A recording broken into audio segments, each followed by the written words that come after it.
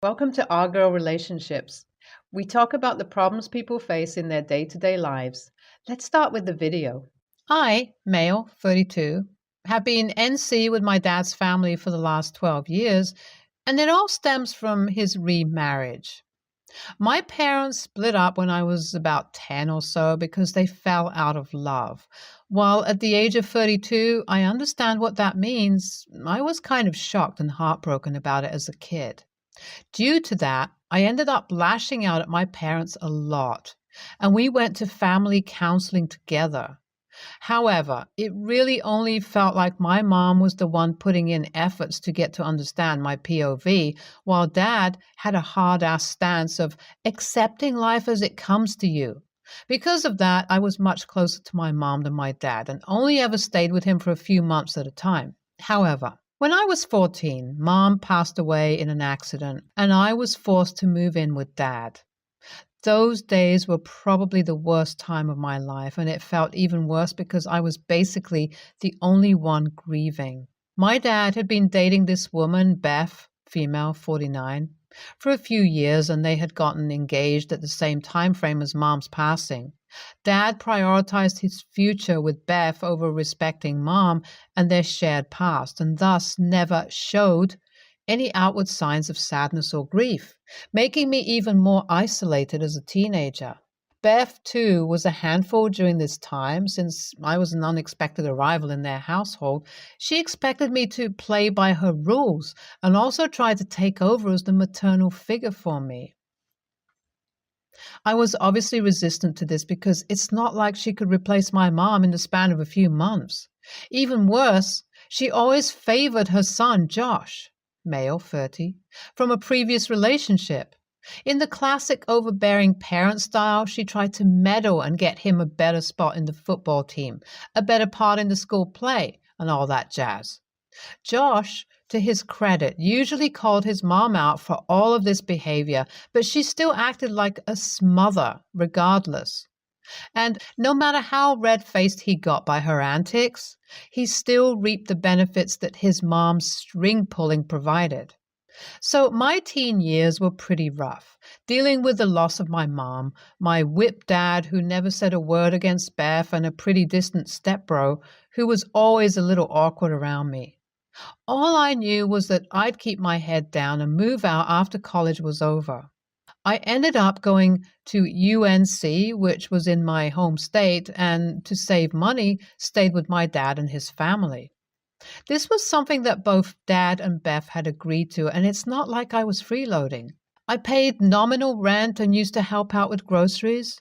However, things got really tense after I started dating this girl, Laura, female, 31 right now.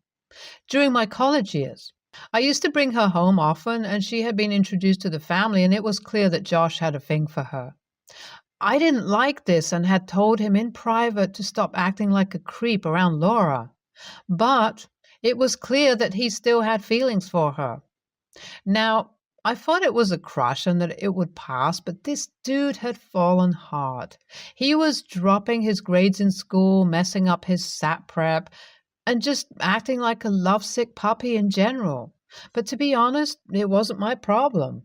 I had tried to be the responsible elder brother and stop calling my girlfriend over, gritting my teeth over the fact that he was infatuated with my girlfriend, and making no effort to hide it. He didn't get it, though, and he probably didn't want to. From what I know now, Beth had checked in with her son due to his weird behavior, and he'd spilled all his lady troubles to her.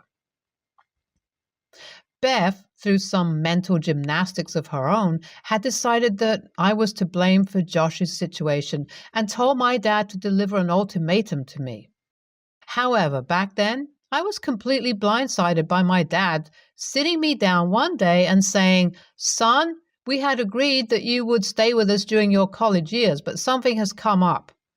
Beth and I feel like you're distracting Josh with your activities and friends that you bring over, and because of that, we need to come to a new agreement." When I heard this from him, I got really confused. Not knowing the context, I thought he might have been referring to my friends that came over to play games on my Wii every now and then, or perhaps I was being too loud at night with music. I had no idea. And I asked him, "What do you mean, Dad? Are my friends being a bad influence on Josh? I swear we haven't taught him anything wrong, and most of the time we stay out of each other's way, right?"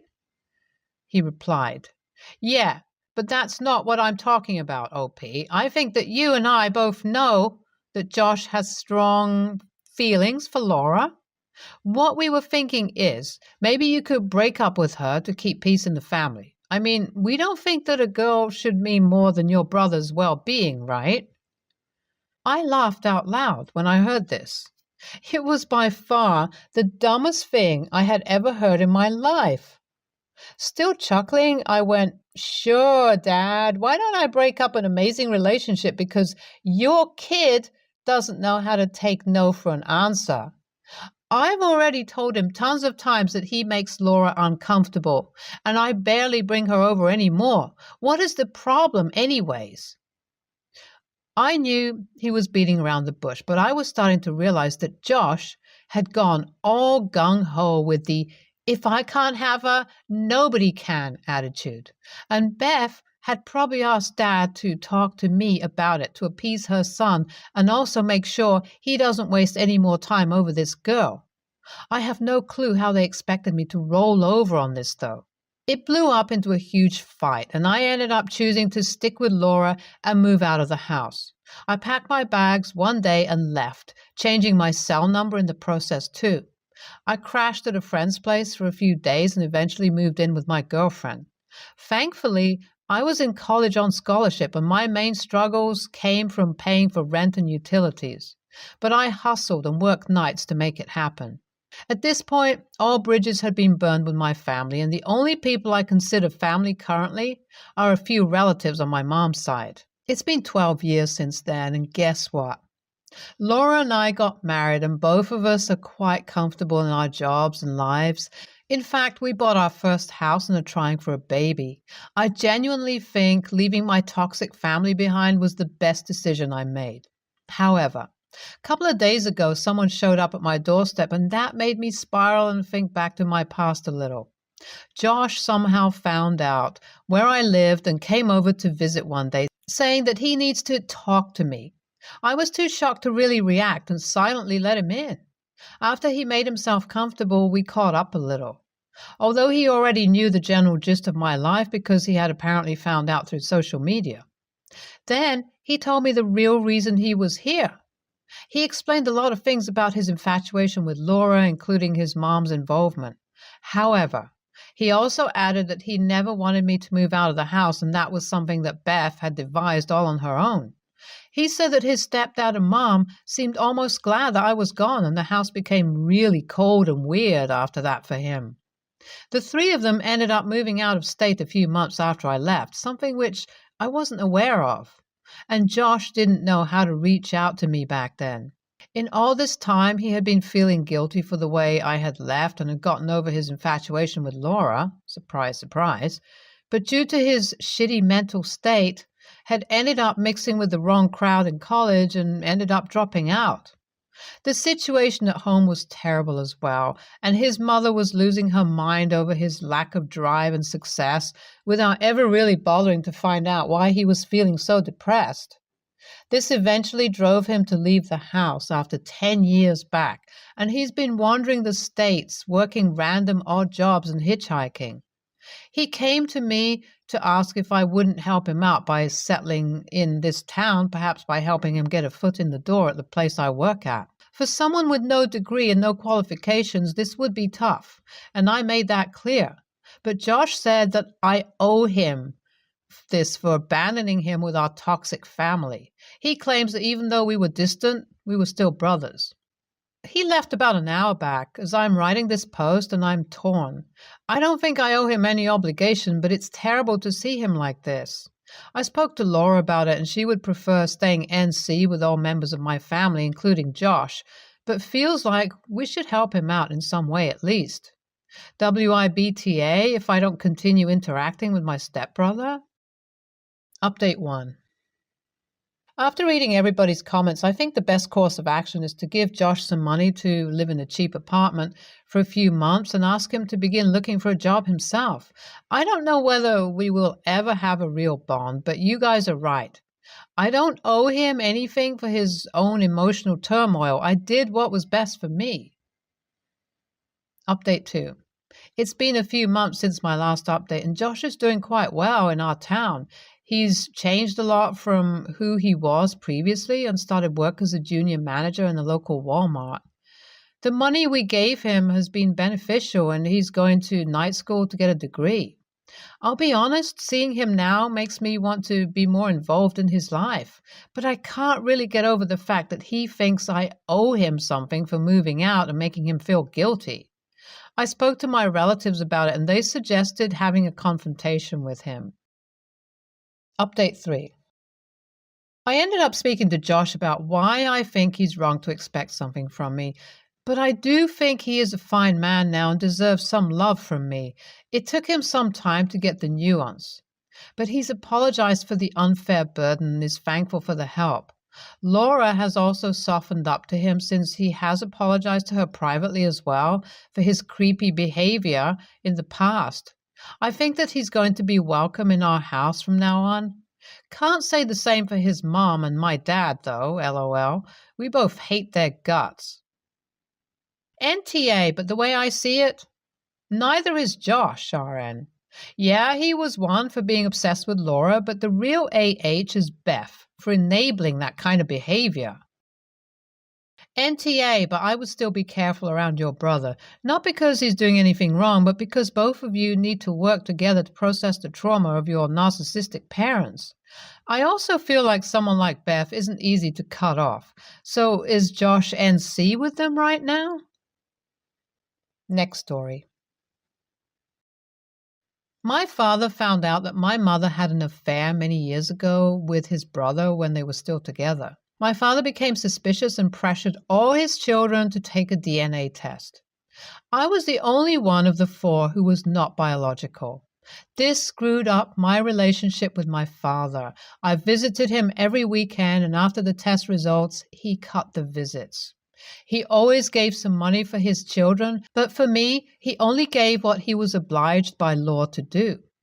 All of my brothers got a car and a trip to another country, gift divided in half by my parents, and I only got trip because that's what my mother managed on her own.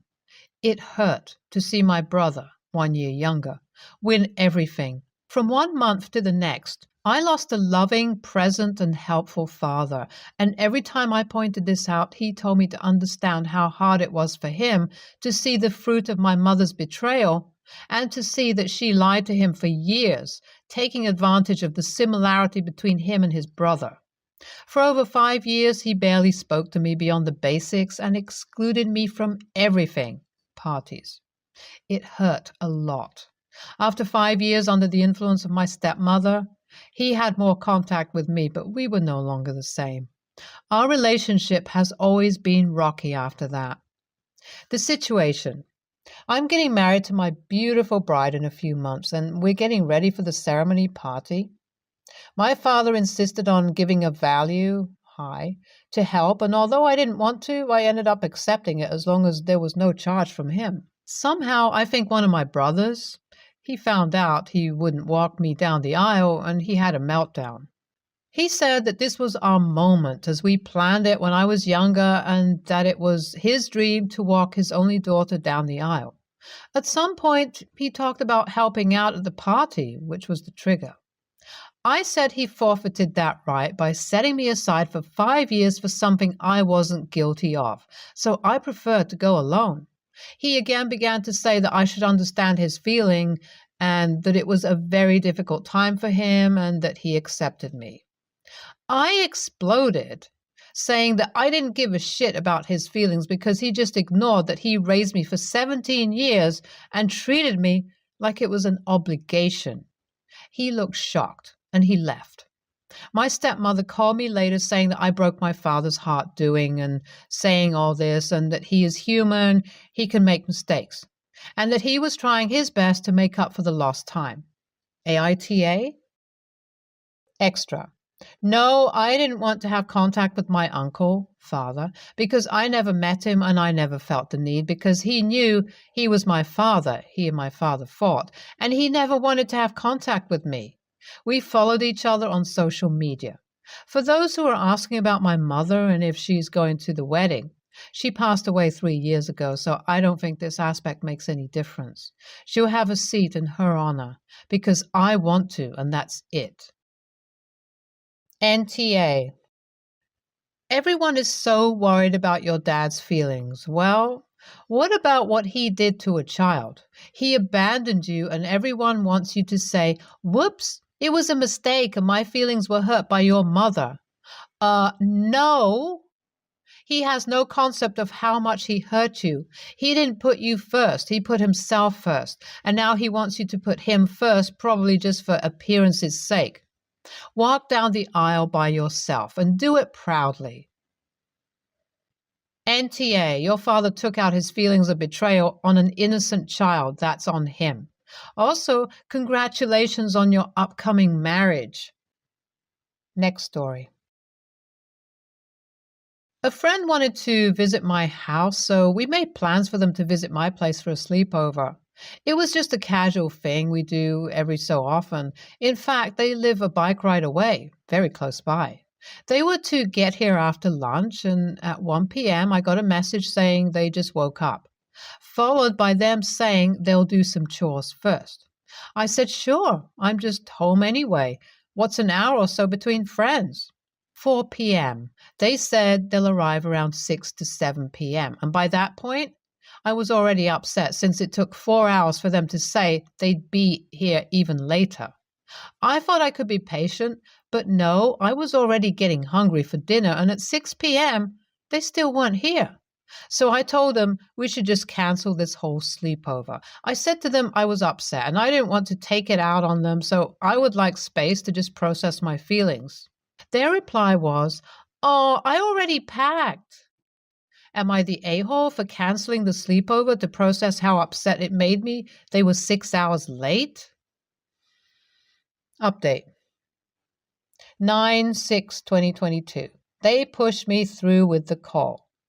By that, I mean they asked to call me earlier, they took a while, but they were able to in the end.